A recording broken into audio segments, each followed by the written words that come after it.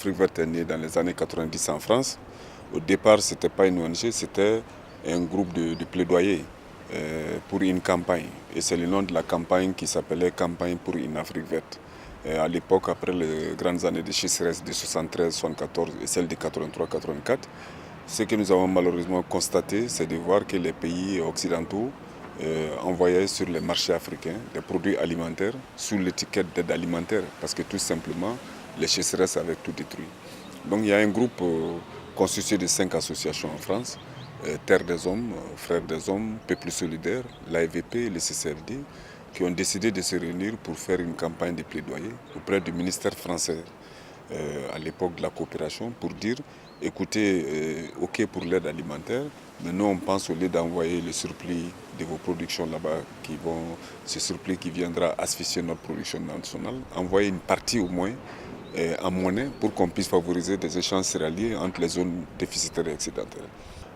Cette campagne avait pour objectif de dire à la coopération française donnez-nous au moins 10% de cette aide alimentaire pour que nous, on puisse favoriser les échanges de céréales entre les zones déficitaires et excédentaires.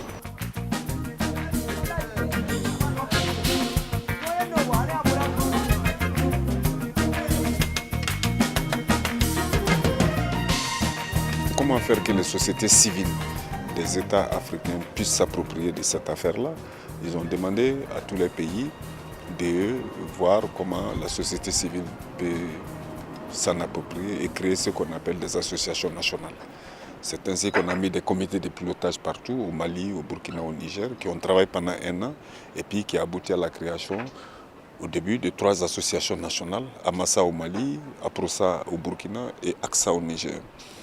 Dans la foulée, la Guinée aussi a mis en place Aguissa, Afrique Verte Guinée, qui initialement n'était pas une antenne Afrique Verte, mais qui a suivi la dynamique. Et puis avec Afrique Verte en France, on a fédéré pour créer Afrique Verte Internationale. C'est une ONG qui travaille dans le cadre de la sécurité alimentaire d'amont en aval, c'est-à-dire de la production jusqu'à la commercialisation, en passant par la transformation. Ici, là, vous êtes dans l'unité de transformation du groupement Marietou, qui a voulu se formaliser en prenant notre NIF et tout, qui s'appelle ETC. Mais c'est les membres du groupement qui y travaillent. Ici, là, c'est le reste du stock de l'année passée qu'on a. Et le nouveau stock va arriver bientôt. Notre stock, on a signé ça lors d'une bourse céréalière que Afrique Verte a organisée à Kolo. Afrique Verte, les initiateurs ont dit à l'époque, écoutez, nous on a un formidable outil qu'on peut appeler bourse aux céréales, qui sont des forums qui pourront permettre de favoriser ces échanges de céréales. Chers participants, c'est un grand plaisir pour moi de m'adresser à vous au nom de l'ensemble du conseil d'administration d'AXA en ce moment solennel de l'ouverture de la 5e bourse internationale aux céréales qu'organise le réseau Afrique Verte International et la 2e à Niamey après celle de mars 2012.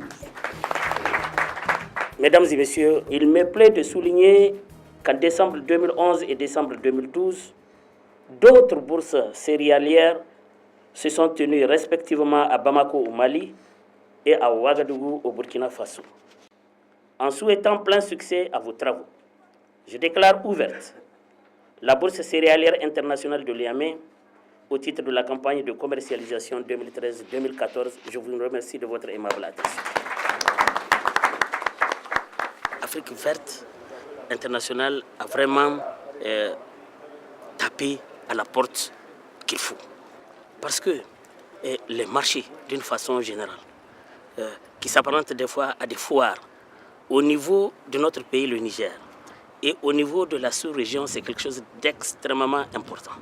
Et j'ai vu au niveau de la transformation ici de tous les États, on fait l'effort qu'il faut vraiment pour la transformation des produits agricoles. C'est extrêmement important.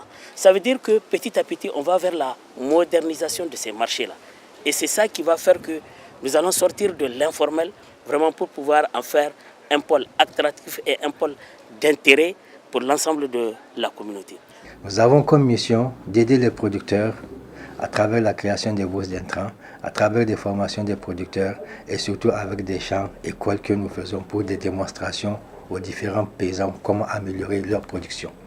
Et en même temps, nous intervenons pour la production des semences de qualité.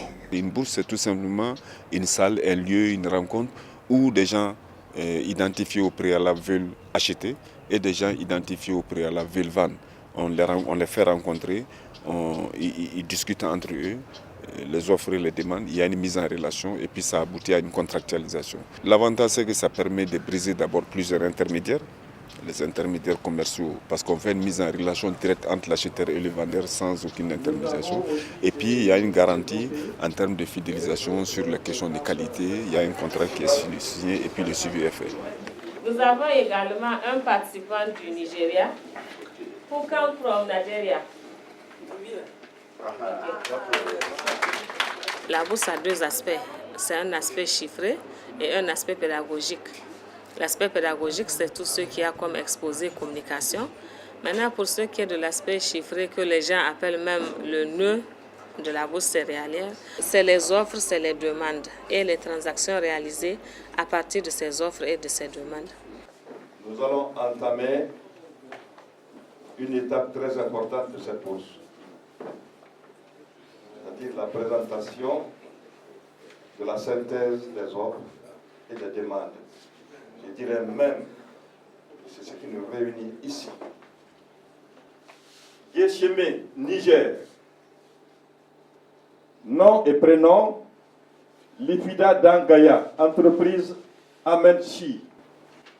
Niamey, Niger, Elhaj Amadou Adamou Boubacar, commerçant. Il nous propose du mil, une quantité de 7000 tonnes. Dès que l'opérateur se décide à participer à la bourse, donc il manifeste son désir d'acheter ou de demander. Dès que nous recevons les fiches, nous avons conçu une fiche de synthèse qui fait la synthèse de toutes les fiches individuelles qu'on collecte. Donc par produit, par pays et par opérateur, nous essayons de faire la synthèse en fonction de la nature du produit, que ce soit en offre ou en demande.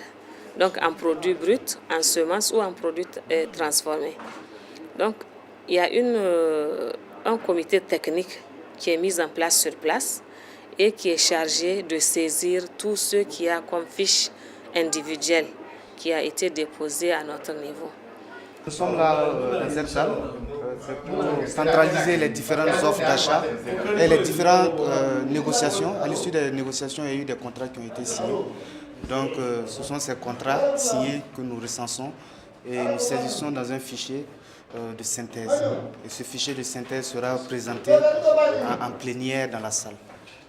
Maintenant, dès qu'on présente la synthèse, notre rôle aussi consiste à faciliter les échanges entre les différents opérateurs qui vont s'identifier en salle. Vous avez vu, il y a les noms, les localités, les contacts. Donc, dès qu'ils s'identifient, ils commencent à négocier. Mais souvent, il y a des petits blocages, souvent de prix, souvent de langue, souvent de techniques de négociation même.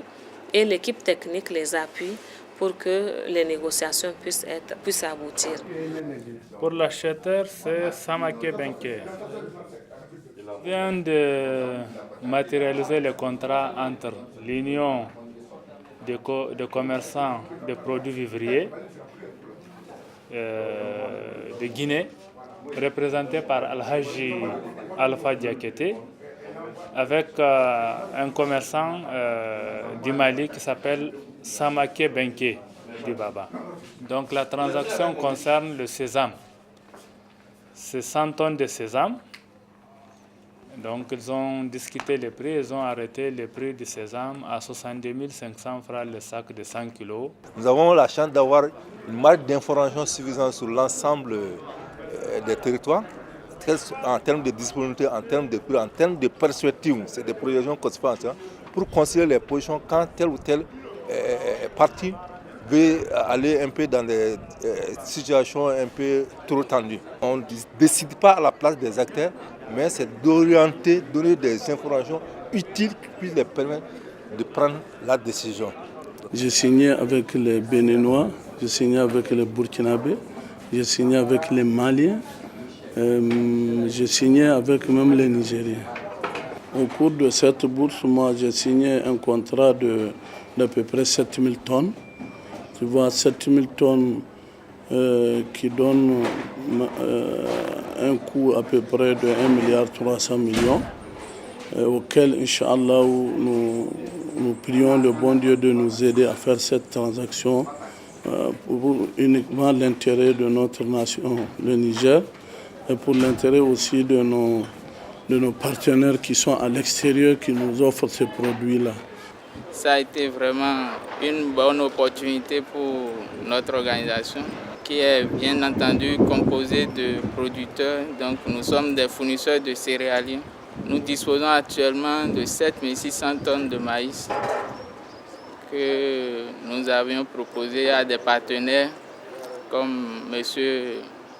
Elhadj Boubacar Oumarou, qui est prêt à nous prendre 4000 tonnes de maïs. Nous avons signé un contrat avec lui. En mettant ces produits sur les marchés, nous avons directement formé des acheteurs que nous appelons des transformatrices.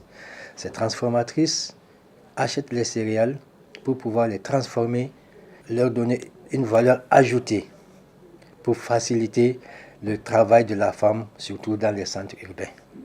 J'ai eu des commandes, j'ai eu le marché, j'ai eu des contacts, j'ai eu beaucoup d'autres choses. Surtout l'huile de sésame. J'ai eu des commandes, même le sésame naturel aussi, j'ai eu des commandes sincèrement. Quelque chose qui me va, quelque chose de 15 millions à 20 millions de dollars. Donc vraiment, je suis satisfaite de ce que j'ai reçu ici.